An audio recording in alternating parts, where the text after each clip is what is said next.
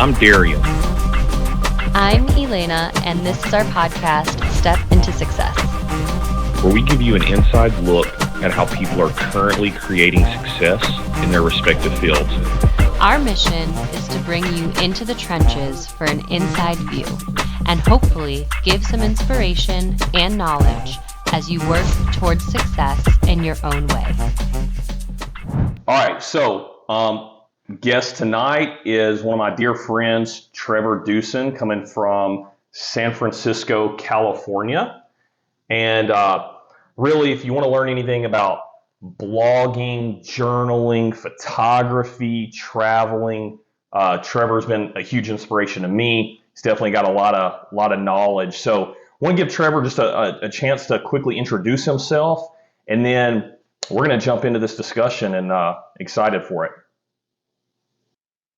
Thanks, Darren. Appreciate that. Thanks for having me on. Excited to have a good conversation. I think primarily what we'll talk about today is a website I started a while back called trevorallenvision.com. So I blog on there, trying to get some other products out there. I've been doing it for a while, taking a lot of different tactics and strategies there. And a lot of it is based on my experiences traveling. I've traveled a lot in my life, and so a lot of it is trying to bring that unique perspective out into the world. Awesome. So Trevor, I know you just kind of mentioned what the what Trevor Allen Vision is. It's a website, but it's really more than a website, right? Like you have an overall larger goal in mind. Can you just tell us a little bit, what is Trevor Allen Vision? What is your plan and what is your goal? Yeah, it has just been a website until now. So lots of big plans that haven't come to fruition yet. But really, the name of the website says it all. It's like Trevor Allen Vision. So my middle name's Allen, so that's me. It's kind of my vision for the world. And not that I'm trying to change it all myself. I think one of the main taglines that you've probably seen on it is "We can change the world." So it's trying to empower people to feel like they can affect positive change in the world. I can speak for myself that doesn't feel like that very often in today's world with media bombardments and all the negativity that you see out there. Social media kind of hijacking our attention system, everything like that. So it's really trying to inspire people to feel like they can change something, they can contribute to something. So a lot of what I've done thus far with my blogging is just trying to get that message out, get the vision out, which as you've probably seen on there, I want to raise global consciousness. So I want us to think as one planet, one rock, one species. That's kind of the first tenet of it. The second is unite humanity. That goes pretty hand in hand, but we are one species. And I think we can view ourselves that way to make the planet better, make our lives better. And the last is kind of what I already touched on, inspire change. So those are kind of the three taglines of the website, with "We can change the world" being we can do it, or quote unquote ordinary people can do that with the technology we have today. Right. Yeah. And I noticed that's obviously the first thing that comes to the web, comes to your attention when you jump on the website, right? Is "We can change the world." I think it's a great tagline. Definitely, catches your attention, right? So my next question, Trevor, how did this whole idea start? When did you start it? Actually the website and the blog, but where did the inspiration come from? Where did the idea come from? And what got you going on this journey in the first place?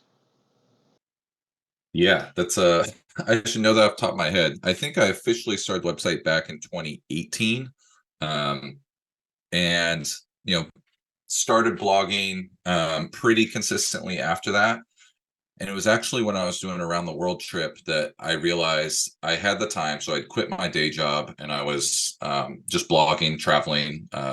My, at the time, fiance and I had saved up money, both quit our jobs. We're traveling around the world. And I kind of had this epiphany that there was no reason I should not write every single day, because I was traveling and experiencing the world. And I was taking in exactly what I wanted to try to also put out, of like positivity and we're more similar than we are different, etc. All of these kind of messages that I try to write about. So it was October 2019. I'd have to look up the exact date, but so I had a run of basically for over 3 years. I basically wrote something every day, published something every day. Right. So before that, maybe I had written every day, but I was too nervous or scared or self-conscious or whatever to publish it. And I think that was a good learning for me. So I'm not publishing every day. I'm still writing every day. And I'm trying to kind of recalibrate my focus. I realize I'm kind of not answering your question. Basically, 2018 is when it started. And been working on it ever since. Like I said, I have ideas for merch, my own podcast. I've been working on a book in the background that I hope is going to be kind of the main revenue driver soon. So yeah, that's kind of the timeline that we're looking at this past 5 years or so. That's awesome. So, do you mind speaking to your book a little bit more? Is that something that's kind of like an amalgamation of everything that you've been working on in your blog posts? Is it something, in addition to the blog posts? Can you talk more about that? Yeah, of course. It's kind of both. So those core, like that core central messaging that I've referred to already, a lot of that is what's in my manuscript, for lack of a better word, now.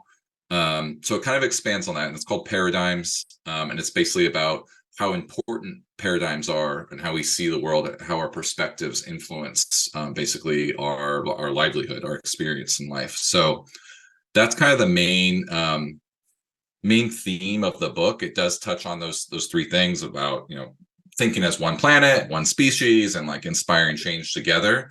um I, I have lots of examples in that book that I pull out. So I talk about like Harry Potter versus Voldemort and Luke versus Anakin Skywalker, and these like really obvious pop culture examples. Some movies obviously, but also like great literature works where you had a really talented writer that basically kind of explore the duality of characters, right, in fiction. I think those are really good backdrops to kind of explore how different ways we see the world on a local level.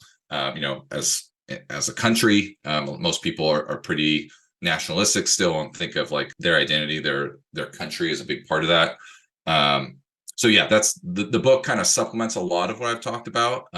But it's so many words now. It's over 50,000 words. I need to cut it down before building it back up. So it's in progress. It has been for about 3 years now. I'm looking at try to get it out next year. Awesome. Well, that's super exciting. You kind of spoke to, some of the things that you hope to accomplish with what you're doing. Do you mind speaking to like any obstacles that you've faced in trying to spread this message to the world, trying to just, really bring your vision, out into the public, and any like maybe obstacles or challenges, any pushback you've received from people? Yeah, definitely a lot of barriers, for sure. I think most of them have been internal at this point. So obviously, like, yeah, there's a lot of fear, right? There's fear of failure. There's fear of being successful. Even like, what if this does take off? And oh my God, what if I become famous? I don't think I want that. That's obviously not my goal to become famous, but it's it's both sides, right? Fear of failure, but also about like doing really well. With that, another thing is balancing.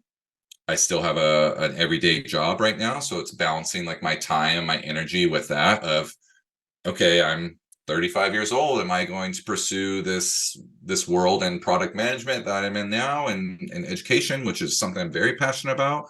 Or, is TAV, really something that I just want to go all in on and focus all of my energy? Well, how would I support myself and my family if I do that? So I'd say that those two things, like fear of everything and trying to overcome that fear, and then balance of, okay, how does this fit into my life? And if it really is this important to me, I can make time, right? I like that phrase of like make time, not like, oh, I don't have the time. We all have the same amount of time. It's about what you make time for. So it's trying to figure out, how can I pursue this? How can I pursue something that I'm really, really passionate about while still earning a living?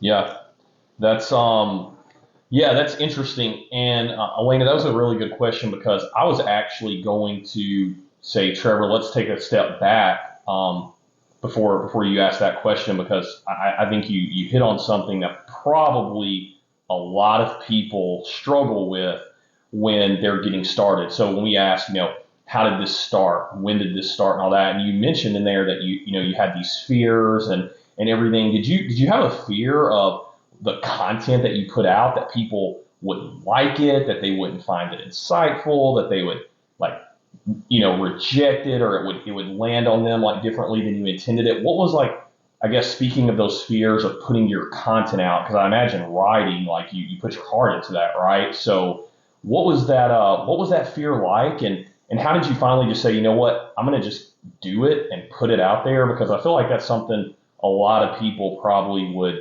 like some guidance on. Yeah, definitely had fear around that.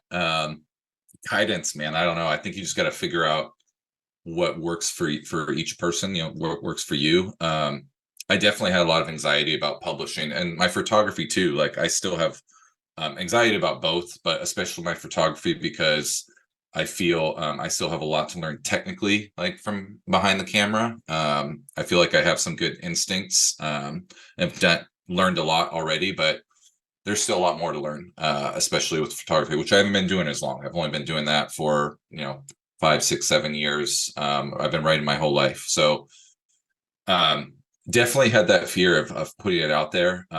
I can't remember who it was. It was somebody along the lines of like a Tim Ferriss, but I don't think it was him. Where I was listening to a podcast at one point, and they said, basically just put your content out, because if it sucks, like, nobody's going to see it for the first 2 years anyways, because it takes you a while to build up a following and everything. And that was just like a really a different take that I hadn't heard before, because it was brutally honest, which I kind of like. Growing up playing sports and everything, I'm used to like being told I suck by coaches and whatnot. So I think just hearing that and just knowing that you got to start at some point. So that helped me, of hearing like, well, even if you suck at it the first couple years, like, not really that many people might not see it. I mean, depends on, you can look at it that way, Right. And even if people do see it, something that I always struggle with, because I mentioned like my writing or my publishing cadence, I'm still trying to hit a sweet spot with that, is I know I'll feel worse if I don't do it than if I do it. At least if I put it out there, and if I die next week or whatever, I know that like there's something that I've left behind that I truly believe in and that I put out there. And so even if it only helps like one person, like a family member, a really good friend, and nobody else, like, I still think that was worth it. So I think going back to like the why, right? Simon Sinek, all of that start with why, like thinking about why am I doing this? I think that's a huge part of it too. It's just, I'm doing it because I want to put this out into the world, and I want to contribute to like our world becoming better.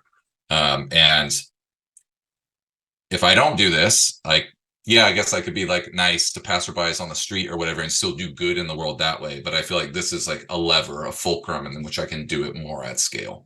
So, Yeah. So, have you seen your writing kind of evolve? You said you've been writing your whole life. Like, how has your writing grown from when you first started and maybe weren't publishing, maybe just kind of keeping it more internal, or, in your own private, writing journals or wherever you write, computer nowadays. But how has that kind of grown for you as you've started publishing? Have you found that like your ideas are able to maybe expand a little bit more, or do you write differently now that you're going to be kind of publishing and speaking to a more public audience than if you're just journaling for yourself? How does that process look for you? yeah, that's a really good question.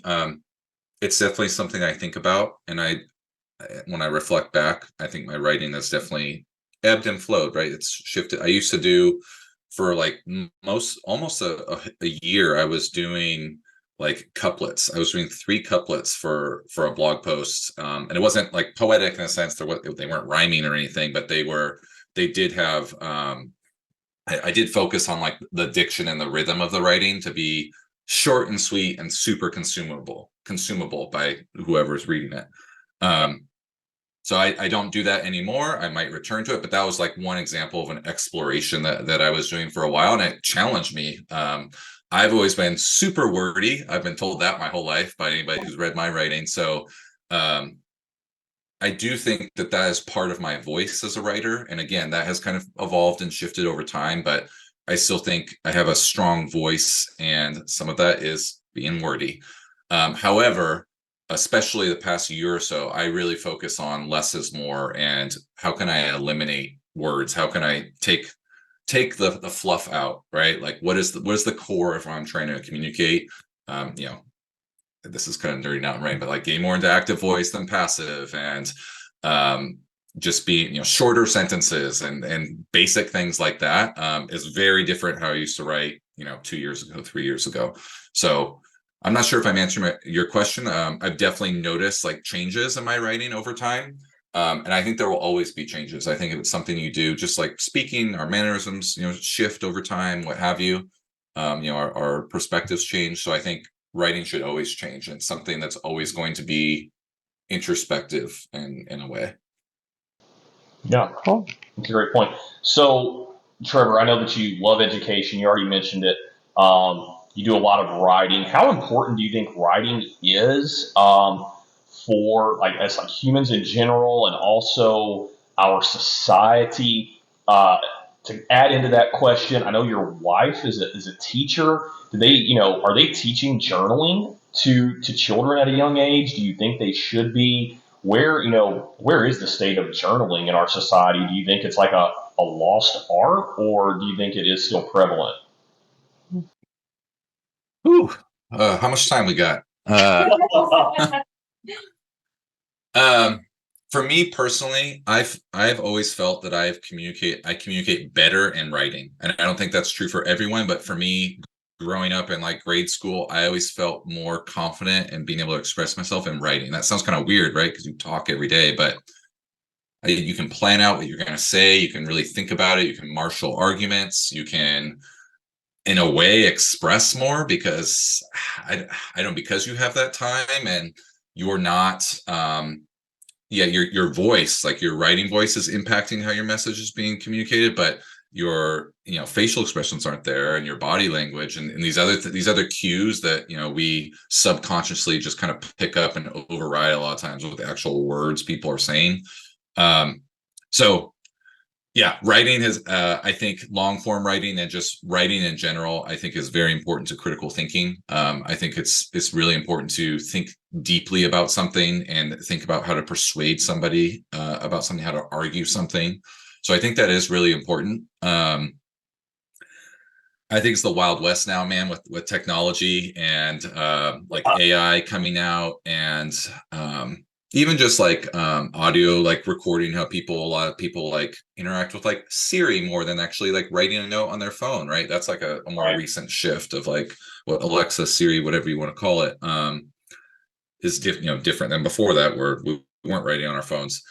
My wife's a kindergarten teacher, so they're pretty young. They're 5 and 6 years old. They do sentence structures. We'll model something, and then they have to write to express themselves. Like, I like this because whatever, like very basic sentences. But I still think it's important because it's another avenue of expression, but also learning and getting our brain to think like with how the world works, with how we've set up the world with everything. They talk about with language learning, right? Like the 4 different modes of communication. There's the active, the speaking and writing, and there's the passive, listening and reading. And so all 4 of those skills offer different things, right? And I think it is important that we keep it up in our society. Like, I'm not so much of like got to keep writing in cursive or handwriting. Like I'm cool to let that go. And even like my writing has shifted to like I used to write a lot more by hand. You've probably seen some of that in my posts, but I mean, when I was in college, I would just it's probably not good to say. I would a lot of times I would write papers the morning of, and I would just like put my head down on the desk and just like for like 45 minutes just bang one out, and it would just write like a 5, 8, 10 page paper. and it was just a lot, but it was just different, right, than me if I had to go talk to the professor one-on-one and try to explain everything. I probably would get jumbled. So I do think we need to keep an emphasis on writing. I think it is really important. I think especially with how we consume media now, like social media and everything is these bite-sized chunks, and I find myself more easily swayed now. And part of that is the construction of content now online, but it's also it's just our feedback loops of our brain. We're just reading things so quickly and just like, oh, you just kind of accept it as truth instead of actually thinking about, wait, what is this person actually saying, or like where's the fact here, or like, what are they citing? So I think it's especially true. Who knows what the Wild West of, like, keep on mentioning like AI and everything, but with how much media consumption has changed, I think it's especially important, because I think we need to think critically. There's a lot of noise out there now, right? So finding that signal amongst the noise is much more difficult, I think, than it ever has been. When you say like we're, connected but also disconnected, can you kind of go into a little bit more of like, how does writing help you connect from out here and all the noise that you're talking about, and bring it to find like your voice and to kind of tune into that and reconnect in a world where maybe we're a little bit kind of scattered? Yeah. I think it goes back to like the writing process, and so we're bombarded all the time with content and ads and just everything. Was it like, I think it was Scott Fitzgerald that said like somebody, an intelligent person, somebody that can hold two opposing ideas in their head at the same time, something like that. I'm probably butchering that quote, but I see a lot of the writing process is that's what it is for me. Is you consume things, or you just contemplate and reflect on things. You're kind of opening your channels to like receiving, right? And you're receiving things, and then you need to formulate whatever your opinion is, or whatever you're trying to communicate is. And that writing's really hard. Writing's hell in so many ways, and there are many a day where I am writing, I've written 2 sentences, I'm like, and I want to like get up to go get water, or get up to like, just like, no, like I force myself to sit there, because like, no, you have to, like, what am I trying to say? Why am I trying to say that? Like, where am I getting that from? And it's like that really, I keep on saying critical thinking, but it's that process of like marshaling your thoughts and making a logical communication about what you're trying to say. And I think that's hard, and it's different than just a short form of just like, typing on your phone a reply to a tweet, or whatever they're called now on X. I don't know what you call it. So, or yeah, I don't know. I think there's still something to be said about that kind of miracle that happens of your brain, if you're taking in information somehow, you're doing something in your head, and then you either with your hand writing on a piece of paper, or put it back into a computer, like you're putting something back out there. And it's old school, I guess, but it's different than I think other content production or content communication mediums. Yeah, For sure. So just, you kind of mentioned that you write every day. How long do you tend to write? And like, is it, you said you kind of write 2 sentences, you might get distracted some days or whatever, but are there days where you're just like in the zone and just going at it kind of stream of consciousness for like 2 hours? Or, is it a little bit more like methodical, where you sit down with a purpose and intent, like I want to, really think this topic through and really say something about it? How does that look on a daily basis for you? Yeah, that's a great question. It varies, to be honest. For me, I'm still trying to figure out what works, and it depends on what's going on with me. In my life, I do appreciate.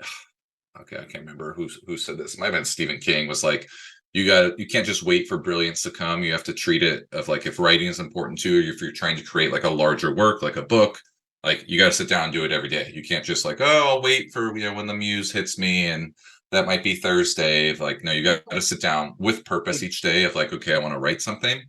But yeah, there are days where it's a struggle to put 5 sentences together. And then there are days where, yeah, for 2 hours straight, you're just head down and just writing.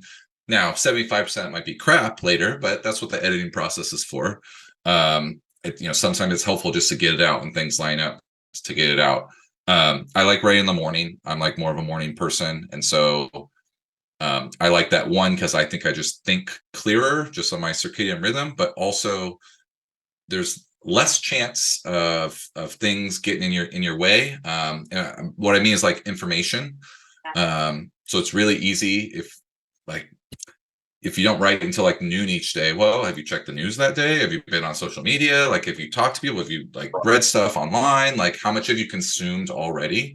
And maybe there's times where that's good, but if I know what I'm working on, and a lot of times I'll work on a post for a couple days now, or like each day I'll kind of chip away at it. So I kind of already know what I'm writing, and so I want to sit down with a very clear slate in the morning of like both for my mind, like just mentally, biologically, but also no consumption. I use those words a lot for myself. Like, don't consuming is like natural, and of course, but I get mad at myself when I feel I have an imbalance of I'm consuming so much and I'm not producing anything. I think that's what we're here to do in life. I think is contribute. So.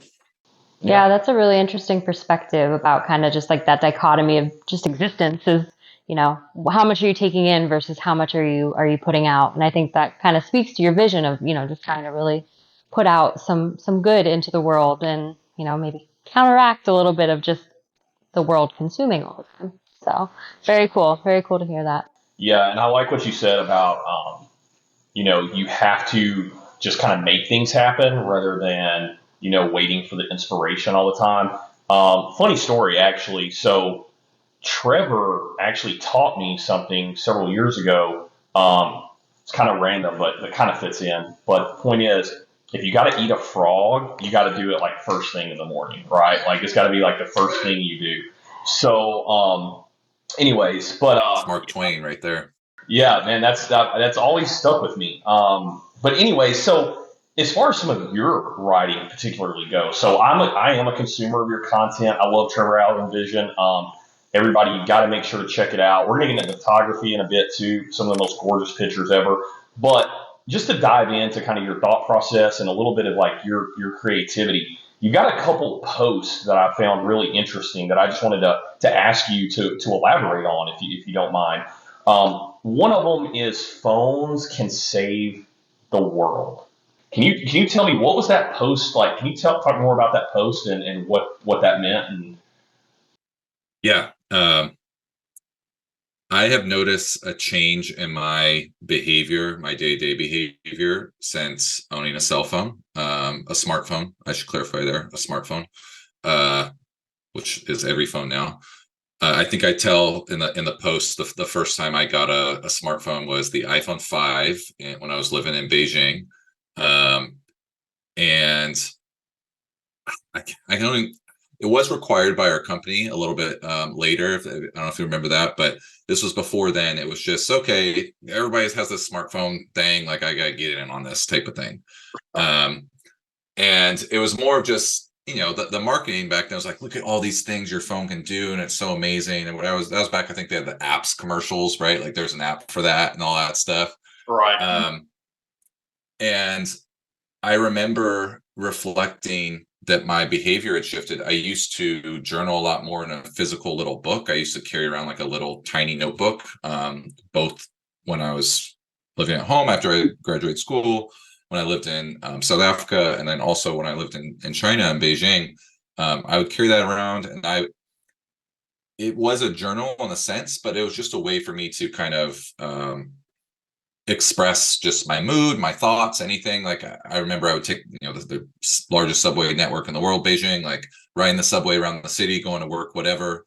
I would doodle in there. I would draw a lot. I'm not a particularly great artist, but I would just draw stuff. Sometimes things that I would see, sometimes just designs. I was learning a lot, reading about and learning a lot about Chinese like history, Chinese culture.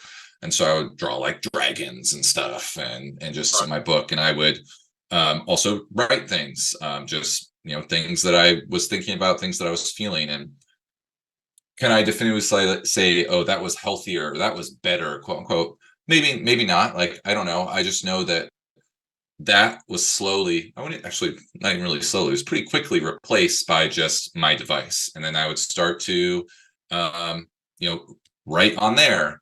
But what else is easy to do on your phone? Oh, play a game. What was it? Temple Runner or Temple Run? I think that was like big back in the day. Sure. So play that on the subway, because Angry Birds, that's, man. yeah, Angry Birds. I never really played a ton of Angry Birds, Yeah. but yeah. Or I would study like Chinese on my phone with that. It wasn't the Pleco app; it was a different one. But one of the apps that they used to have, like I would do that. But I would do the same like with my journal, where I'd like practice writing characters and all these things. So it's not like everything I did on the phone was bad, but I just felt a shift. And then when I was writing that post recently, I was like, man, that was. I mean, I'd have to look up when it was, 2011, I think, 2012. So it's been 10 years of me having a smartphone now, and smartphones have evolved. Like, the hardware is amazing in so many ways of what we can do, but it's I think it's also organized by companies that want to make money, which is not inherently a sin, but I think we just kind of got on this track as a world of like, oh yeah, smartphones are good, and look, you can take pictures and you can talk to anyone, anytime, anywhere, and that's great. And it's really just kind of shifted how we behave on a day-to-day basis. I feel like there's less like just deep contemplation or being bored during the day. I think being bored is actually really healthy for you and really good. I struggle with being bored now because I'm just used to those dopamine hits like going all the time. So it's not an attack on like phones themselves. I just think we jumped in to this amazing hardware and software evolution of like what's possible with technology, but we haven't stepped back and like, wait a second, like, is this good? Is it good that like our babies are like, I've literally seen babies who can swipe and pinch and stuff, like they can barely do that physically, like and like fine motor skills, and then they're doing it. I mean, as soon as they can do it, it's like they're doing it, and they like know how to operate an iPad. Yeah. I'm like, whoa, that is wild. And I'm not saying it's a bad thing, but I don't know if it's a good thing. And I just feel like there's less reflection on that of, oh, I don't think anyone, well, maybe people have said phones can save the world. I think people are like, yeah, like, look at this. It's amazing what we can do with this technology now. But have we also thought, like, what if we just disconnect a little bit more? How would that change the world now? Like, knowing what we know now. It doesn't necessarily mean like putting the phone down even per se. Maybe it's just re-engineering our phones so they're less addicting and are built. And there's companies that do that. But it's very much the minority thinking. Most people just give me the latest and greatest iPhone, Android, whatever it is. And yes, it can make your life better in some ways. I love being able to talk to like my grandparents across the country, just hop on a FaceTime call when they're able to actually work it properly, to get on. But like, that's amazing. They're 88 years old. And like, that's awesome that I get to still kind of spend time with them in a way, like when I don't live in the same state as them. But there's pros and cons to everything. And so I think it's just easy to fall into the hype of like technology will solve all of our problems. And I don't think that's true. I think it can help solve a lot of our problems, but we're the ones that will solve our problems. And I think we need to remember to like remain in control. I think it's especially, keep on mentioning this, like with AI now and everything, it's like we're almost on a runaway train here that I think, again, none of these things are bad per se, but it's just kind of like, okay, wait, where are we doing this? Why are we doing this? Like, how does this help? How does it not help? That was a lot of rambling, but yeah, it's basically about like recognizing the cons of technology as well, and how it's literally rewiring our brains, and how that affects us as people. No, I think, yeah, that makes a lot of sense. And honestly, kind of some of your answer to that is a really great segue into the next question that I wanted to ask you about, or the next post that you wrote that I wanted to ask you about, which is live slow, do less. We live in this world where you have all these gurus that are talking about hyper productivity. I just got through reading a book by Grant Cardone about the 10x rule or whatever. And it's just, there's so much out there. So Can you elaborate on that a little bit more? The live slow, do less. What you meant by that, and what your intention behind that is? Yeah, I think that blog post I wrote has a lot to do with what we were just discussing of slowing down, consuming less, being bored. Um, I just feel it expands your life experience. Doesn't mean you got to be a monk and sit around all day and do nothing, stare at a wall or whatever. But I notice a difference in how I feel and how I experience life when I take my time when I'm eating. I know this is also very prevalent now too, of like mindfulness and being present. Um, but it's kind of remarkable to me, like life is amazing and the universe is amazing. And when you just shut up and just take it all in and aren't fixated on your phone, I don't know, magic, like this sounds so corny, but like magic happens. Like just I think I wrote how like meals are more enjoyable. They like and this is just eating by yourself. Like if you're eating with another person, like your partner or something, like it's incredible. You just I get why every culture in the world like sits down for a meal, and that's how every culture celebrates like holidays and traditions and festivals, is because when you sit and do that, one, we didn't have food just like at our leisure, 2000 years ago, whenever we wanted. So that was a big deal to like save that food and eat it together. But it's just the most incredible experience where you're just so focused on that other person or this group of people enjoying like sustenance, and you can feel like the texture and like I don't know. It's underrated. I'll say that. And that used to be something that I was really good at. It's like mindful eating. And I'm trying to get back and be better at it. Like no phone, no music, no nothing. I think I also wrote there, like days that I consume nothing until noon, I also notice a big difference. If I do that 3-4 days in a row, I feel very different. My mind is clearer. I feel like I'm more creative. I'm more present in my relationships. And when I say no consuming, I'm like no music, no podcasts, no reading on the phone, no nothing until noon. And you can do whatever you want after that. Like that's how I try to get myself to do it. I haven't experienced it yet with just music.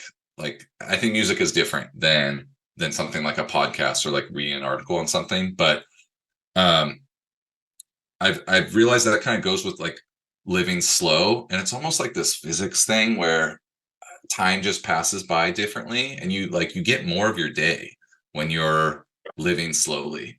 And that's kind of, as you mentioned during, it's like the antithesis of what a lot of us preach now, like go fast, fast, fast, and how productive can you be? And yeah, maybe that's a good way to be productive towards a goal, an ends to a means towards something, but I don't think that's how we're biologically built to live our lives. So I was just kind of convey a little bit of that there of what I noticed in myself, and that I think if lots of people do it, or more people do it, like we'll kind of be more patient with each other, right? More compassionate, because we'll be more present and understanding of like what somebody's actually saying or doing when we're communicating with them.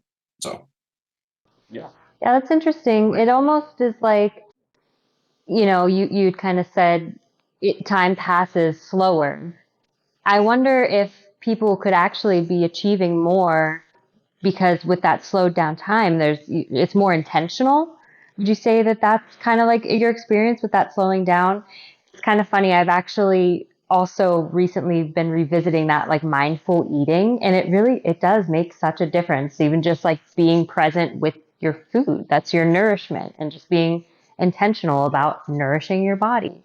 So yeah, that was a neat way to hear that worded. Like, Yeah, it's totally true. I think intentional is a great word for it. I also like these things that we're talking about. Every single person on the planet can like consider thinking this way, right? Or to like adopt something. I'm not trying to convert anybody to anything, but all these things that we're talking about are things that literally anyone on the planet can do. It doesn't matter like what culture you are, what age you are, what gender you are, whatever. And I think that's again like going back to like raising global consciousness. Like we have so much in common, and we have more things in common than we have different about us. And if we kind of like return to that, return is maybe a bad word because we were never one united species as far as we know in our civilization history. But like, I think with leveraging some of this technology, we can return to these things that make us human, and that will make everything better for all of us. Yeah, Yeah. I totally agree. So, kind of a transition in the conversation. All that's been really great, Trevor. I appreciate you sharing your insight on that. But as anyone who goes and checks out TrevorAllenVision.com is going to notice is the photography. Not just saying this because you're a guest on our podcast, but honestly, it's the best photography that I've seen. Absolutely love the work. It's awesome. You said you haven't been doing photography as long as you've been journaling. When did you get into photography, and like how did you know that you wanted to start exploring that world and learning how to take pictures and expressing yourself that way? Like, how did that come to be? Yeah. Thank you for the compliment. I really enjoy it. I think I wasn't huge into photography growing up, but when I would go on a trip, I would have like a cheap little camera and would take photos. And I think when I really got interested in it was actually not when I got my, like, I still don't even have like a full frame camera. Like, I still haven't dropped the money on like, a top of the line camera. I really want to, believe me. But I haven't. Um, so it wasn't like getting a newer camera or like a really good camera, because my camera is still like average at best. It was, I think it was when I dropped any fear of like taking pictures. Am I still okay? Yeah, you're good. You're good. Mm-hmm. So it started traveling, and I think it was when I was no longer scared to take pictures. Now you have to be careful of like taking pictures of people and things like that. But I, when we go up to the city, San Francisco, like I am not scared to like walk around with my camera, and I love doing street photography, and I don't care what people think of me when I'm just taking a picture, you know. So that was a big element of it that kind of like opened the doors to me of like, oh, this is really cool, got me interested in it. And then I think once I became fully comfortable, it was about really being in the moment. Like photography is this really cool thing where you're capturing this one moment in time. If you do still photography like I do, so you're capturing this one instance, and it's from this perspective of your camera, which is usually your perspective, not always, and you can capture more than just like the imagery of like what's happening. You can capture like this moment in time and this feeling. I feel like if you take a really good picture, depending on what the subject is, like people can kind of feel what was happening, and just get a sense of like, oh, I wasn't there, but wow, that's really, they can be struck by it, and it can like make them think. So that's, I think, breaking down that boundary of like being anxious or whatever of taking photos. And then also once I got comfortable, really just being in the, it sounds so corny, but like being in the moment while taking photos. And like it's just it's not even like the moment you snap the lens, it's all of it. It's like your walk up to the subject and figuring out what shot you want, and taking it and then seeing it later. I usually don't edit my photos for like another few days, so it's like, oh yeah, like I remember that thing. And it's that whole process of it I really enjoy. So Very cool. I highly recommend it. So what inspires you, like when you're just out and about, like you said, you kind of go to the city, you like doing the street photography? Is it those, real time moments that you're just like, oh, I have to capture that? Or do you ever have times where you're like, there's this really cool spot, I want to revisit that and be like more intentional, almost like staging photos? Like, how do you approach taking your photography? Yeah, I've definitely become more patient over time. I used to take so many photos, and then editing sucks when you have 1,000 photos of this of four things, Yeah. um, so I've definitely gotten better about taking less. Like I think one of my most recent blog posts was the Golden Gate Bridge. My wife and I went there. We like walking there, even though it's a really touristy spot. I only took like 100 photos of the bridge, whereas like 4 years ago or something, I would have taken like literally 1,000 photos of the bridge. So I am more intentional. I think it depends on what I'm shooting. So I do like shooting like architecture, and architecture is a big part of like when I do street photography. But I also really like landscape photography. When we hike, I take the camera and I love shooting landscapes. And that's again different than I think the other kind of main photography that I do is wildlife photography, which is very different. Of you got to be ready, you have to like set up your shot, or at least know kind of what you're looking for, and you have to be ready because like it's a wild animal. You can't, like wait. Can you yawn again so it looks like you're roaring so I can take your picture? Um, so it depends on what I'm shooting, but with street and landscape photography, I love just getting lost in it. And so in being more intentional, like I'm still kind of wandering, but I won't take 10 photos in that minute. I'll take maybe one, or I won't, and I'll like walk around to a different vantage point and like compare that and then go back, right? So um being patient, I think, like while still being in the moment. So you're not like, I'm not hunting the best shot or anything. It's just I want to capture kind of everything that I'm seeing and feeling like in that moment, no matter what the subject is. Very cool. Yeah, that's interesting. So I got a kind of a unique question for you, I guess, with you traveling and being intentional and everything. Do you ever, but also loving photography, right? Do you ever go to a place, take pictures, and then go back to that place without a camera to like experience it just like without like through the lens, or do you kind of do both at the same time? Do you think one takes away from the other, or do you think that they are intertwined? Yeah, that's a really great question. I think it definitely can take away, and so it depends what the trip is, like what the quote unquote like destination is of where, if I'm going to shoot or not. I am a lot better if like there's times where I just don't take the camera. Now, if I think there's any chance where I'm really going to want one photo there, like I will haul the camera for 4 hours or whatever, all day, whatever, just for that one shot. I think a trick that I've learned too is you can do one and then the other. So it drives me crazy when you go to like anywhere like the Grand Canyon or somewhere, and you see people like walk up to it, wow, and then they go and they take a selfie, and then they don't even like turn back around and walk away. I'm like, yo, this is the Grand Canyon behind you. So what I found is you do one, and I go back and forth on which one I prefer. Sometimes, like if I'm walking up to the edge of the Grand Canyon, I will keep the camera down and I'll just enjoy it for 15 minutes and like walk around, whatever. If I'm like with my wife, we'll like talk about it, whatever. And then I'm like, okay, I'm gonna take some, and I'll tell her like, hey, I'm gonna shoot now. Sometimes I do the opposite, where I could just, I don't know, I feel the moment strike. I could just feel it, and so like I just go up and I do my thing, take photos, but then again I'll put it down and enjoy it. So I think that's important, of like a good balance. If you're willing to haul the gear, which does get old sometimes, if you're willing to haul the gear, like yeah, either at first or afterwards, like put the camera down and also just experience it.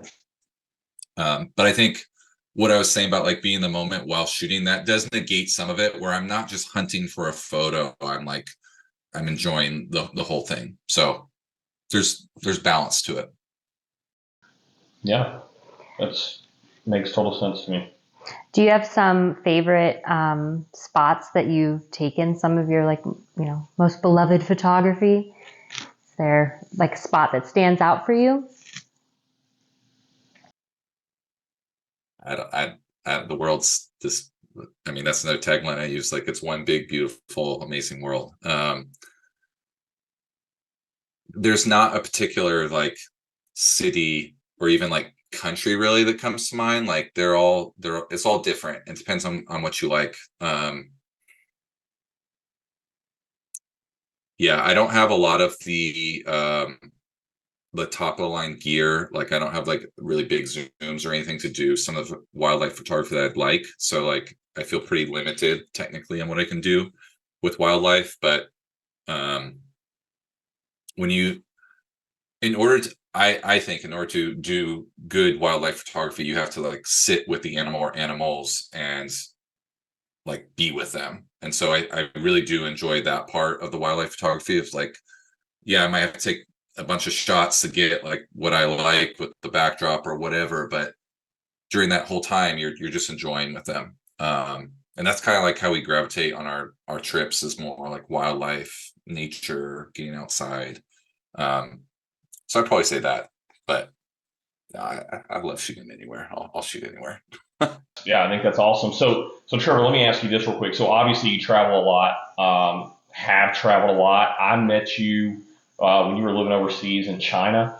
Now that you are into photography the way that you are, does your photography or pictures you want to take determine places that you now travel to?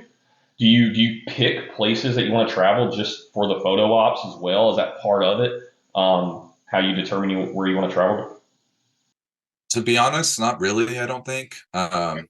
We we like to go to there's so much that we haven't explored yet, so we tend to choose places we haven't been yet. Again, it's not necessarily to check it off on a box, but just, oh, we haven't been here yet, like let's explore this region of the world. But no, I think that's why, like, landscape, street, wildlife, they're very different, and I have different competencies of various aspects of all of those different types of photography. So no, I just shoot wherever wherever we go, like just wherever it takes us. And yeah, there's so much to learn with photography. You gotta, yeah, you have to shoot differently depending on the lighting and just where you are, like how much water is in the picture, all that kind of stuff. So it's fun. I'm always learning. Have a lot more to learn. Yeah, don't we all? So Trevor, I guess in kind of wrapping this up, I just want to ask you this last question of how does writing, photography, travel all kind of intertwine to really accomplish the mission of Trevor Allen Vision? Yeah, that's a great question. I have to think about that. I think travel affords people unique opportunities and unique perspectives on the world. I remember I asked my grandma this, that same 88-year-old grandma, about to be 89 next month, actually. Oh, wow. And her and my grandpa, they lived all around the world. Like, they lived from like the 60s to like the 2000s. They lived in probably 15 different countries. He was a civil engineer, and so they like lived all over. So a lot of like the traveling chops that I inherited, I got from them, because my dad grew up all around the world. And so when I was growing up, like, him and my mom liked to travel, and we went places with them. So very fortunate. So I recognize that travel is still expensive. It's still difficult to do. But I had asked her, and it's getting cheaper all the time, but I had asked her one time, I said, Grandma, what do you think would like be really good just for education? Like, if you could teach one class to kids, or like if they could have one experience, what do you think it would be? And she said, I think and she wasn't particular about the age, but she was like, every fifth grader should go live in a different country for 6 months or whatever, because that would really just broaden your horizons, your perspective. So I think a lot of what I write about and why I write about it, just of how my life has gone, and why I like photography, and what I try to shoot, tries to show that it is an incredible world. It's one big, beautiful, amazing world. Like, I tell people all the time, like, like Star Wars, right? Like, they have like the ice world, Hoth, and then they have Mustafar, the volcano world, and all this stuff. Earth has all of that. Like, like everything that's in any sci-fi movie, it's inspired by something on Earth. Pandora, okay, like we have the Amazon rainforest, right? Like, we have volcanoes and like Iceland, and we have these vast deserts and coastlines, and it's wild. And we have elephants in the world. Like, how cool is that? Like, there's this thing called an elephant, and they're like the most badass animals. Like, they're some of my favorite animals. So I kind of gravitate more to these like gentle animals, like elephants and whales and turtles. Like, they're so cool. Rambling again, but I think travel affords a unique perspective, and I think if I can show that through my photography, if I reflect, think critically about the world, and how potentially we could think more together, I think travel affords that. And so I think that's a key element to it. They say every astronaut who's ever gone up, like when they see the Earth, like the blue marble from the space station or wherever, it's like completely changed their perspective on their life and everything, understandably. And I feel that, and if we could do that for a field trip for like start with what we control better, like maybe in the US, every American kid in 8th grade goes up to the space station and sees the Earth. Like, I don't know how we afford it, but man, I think that would change things real quick. I think people would be like, oh yeah, like there are no lines. Like it's just one world. So I know I rambled a little bit there, but I truly believe in like this vision and this mission that we are more similar than we are different. Like travel validates that. If you go anywhere around the world, we all laugh, smile, cry, dance for the same reasons. And it's a beautiful place, and I think we can continue to make it better. So that's awesome. Yeah, it's really great. Trevor, man, yeah, I appreciate it. Had a great conversation. Love the insight. Just want to thank you for your time. And, for anyone that has not checked it out, you got to check out TrevorAllenVision.com. The photos, the writing, everything. It's awesome. Definitely, inspiring and eye-opening for sure. So, Trevor, again, we just really appreciate the time, man. Thank you both for having me. This was great. I had a lot of fun. Awesome. Us too. Thank you. We'll talk to you again soon.